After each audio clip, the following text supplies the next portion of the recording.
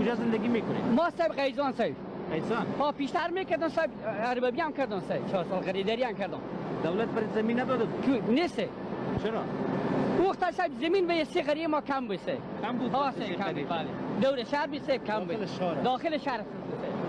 ها نزدیک شهر. شهر زمین. حالی که پیسه و معاشی که میگیرین گزاریتان میشه؟ میشه دیگه چاری چیه دیگه چیکار کنید دیگه 10 نفر ما 12 نفر صاحب اولاد دارم. خود مثلا 12 نفر چقدر تنخواه میگیری؟ ما 3400 روپیه صاحب تنخواه میگیرم. دیگه با 12 نفر کی میگیری؟ چیکار کنید دیگه صاحب مجبوری چهار گزاره خور بکنید پرده بکنید. 12 نفر کسی دیگه معاش میره در خانه؟ نیست یک بچه هم دارم صاحب شاگرد کارگر صاحب اینجا. یک بچه هم دارم کلانه دیگه صاحب خورده. 11 سر عیال شما دو تا نان میدید. بله اما چیکار کنید دیگه صاحب؟ خانه کرایی است؟ نه خانه خود ماست.